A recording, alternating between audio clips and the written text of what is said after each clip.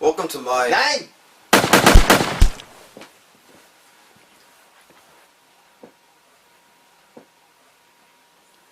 Welcome to my show.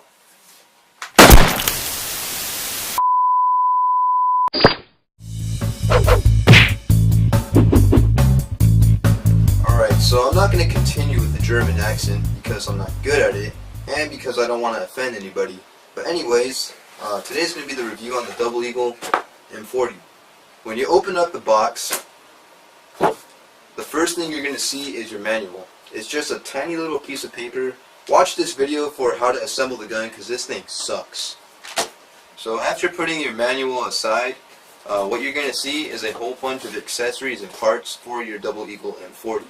This gun comes with a single stack 34 round magazine, a very cheap green sling that I would not recommend using, a couple of sling mounts for that sling, and everything else in the package is meant for attaching on the front of the barrel. Now I'm going to show you how to put the front barrel assembly on this gun because the instructions it comes with are very terrible, so I recommend you watch this to learn how. The first thing you're going to want to get for assembling the barrel is your sling mount. Just easily slide it on. Okay, now you're going to want to get this piece and just slide it down on the barrel like so. Now you get this, put it on and twist it to the right clockwise until it's tight. Now you're going to want to get this L-shaped piece and hook it on to this little notch right underneath the barrel. Like that. Now the final step is to get the front sight. Pretty self-explanatory, just push it in. When you have the gun fully assembled, it's not going to look exactly like this. You're going to have this rail system right in front of your rear sight, which does get in the way of aiming. Another thing you're going to notice is this front sight right here is not going to be all black. When you originally get it, it's going to be entirely orange, and it's pretty ugly. Now, if you do not like that being on your gun, you can easily solve those problems with slight modifications. So aside from that, the rifle looks pretty decent after you've done those slight modifications to it, but when you pick it up, it feels really cheap and really lightweight. It almost feels like you're picking up a piece of styrofoam. The plastic on this rifle is very, very flimsy, especially on the stock. It feels like it will break if you put pressure on it. The only trademarks this gun has is the Double Eagle M40 trademarks right here. So this is the Double Eagle M40 trademarks right here. Tells you the caliber it is, and it's made in China. This gun is constructed entirely out of plastic. There is no metal on it whatsoever except for the small details like the screws or the springs. This gun looks pretty realistic to the real MP40 once you got those slight mods done. Other features that it has to the real thing is the folding stock. Press on this button right here, and it clicks into place pretty nicely. Like I said, it's very flimsy. I wouldn't really rely on it, but it's a pretty cool feature. Now there are a couple of features on this gun that are not realistic to the real MP40. That would consist of this dummy magazine release right here. For some reason they have it, but the magazine release they picked was this little button right here. You press it and the mag comes out. Don't know why they decided to do that, but it's pretty dumb. Now another thing that they have that's not realistic to the real MP40 is the charging handle, which is foldable, and the shape of it is more like an AK style. The real MP40 charging handle was more of a cylinder shape. Here's the sight picture view. You won't be able to see it with the rail system in the way, so that's why I recommend you get rid of it. And having the orange tip on will be hard to see the front sight, so if you do those mods, you can get this good sight picture right here. Okay, I almost forgot to mention that this is a spring-powered rifle, which means you have to cock it every time. A new thing that we're going to be talking about now is sounds. For somebody who loves to make movies, a gun that sounds nice is better to have than one that sounds really like shit. Alright, so the first thing is, when you're running around with this gun, there's a lot of shaking and rattling going on. It doesn't sound nice at all. Okay, the charging handle, some spring guns actually sound pretty nice, but listen to this one. It sounds really bad. You can actually hear the spring bouncing around in there. Doesn't sound good at all, so you're going to have to modify that sound when you make your film. And this is how the gun sounds like when you shoot it. It's not very pleasing. Okay, so when you're going to be doing a reload, taking it out doesn't sound too bad, but the mag does shake around a lot.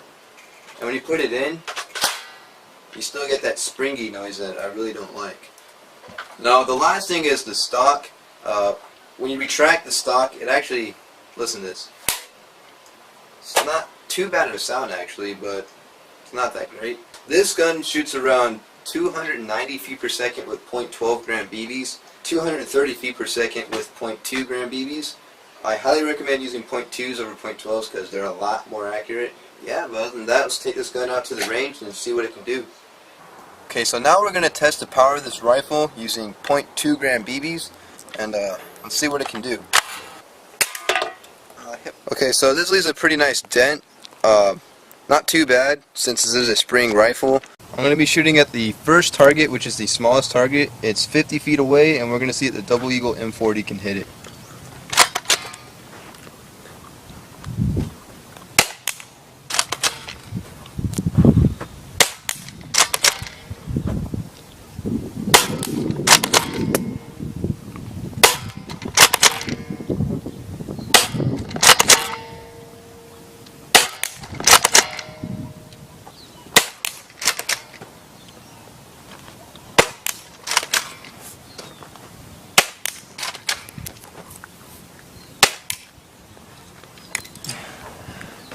Front barrel fell off. Okay. The target is now 75 feet away.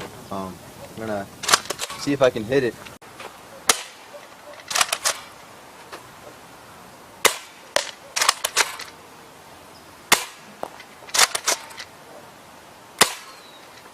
A little high.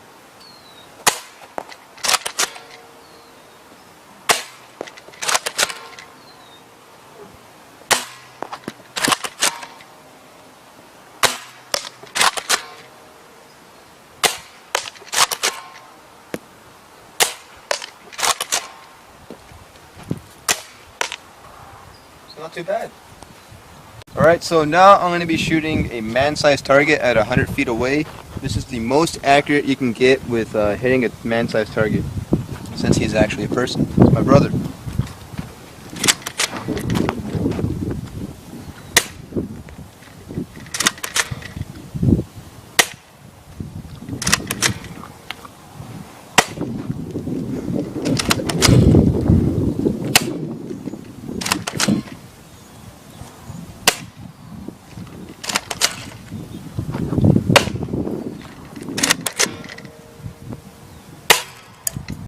So after reviewing the Double Eagle M40, I would give it 4 out of 10 stars.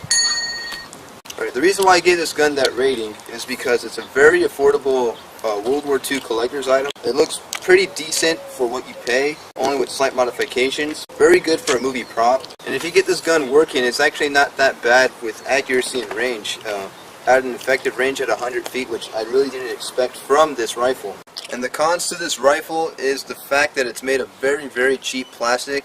As you can see, it's bending around, it's very cheap. I did have another one of these, we have two. And the second time I took the other one out to the range, it did break, so I wouldn't rely on it for skirmishes. And this gun doesn't really even feel great at all. It's extremely lightweight. Feels like you can put this on top of a paper airplane and throw it, and it will still fly. And as a movie prop, the only con would be the fact that it doesn't sound that great. It sounds pretty terrible. The only way to make this gun look at all half decent is you have to do slight modifications to it, as the orange tip and removing the rail system. So before I go, don't forget to check out our fan page, which is right here. And also don't forget to check out our website, airgunreviews.tk. It's got a lot of cool airsoft related topics and products. Just go check it out to find more about it. Link in the description down below if you're interested. So that is all I have to say for now. And like always,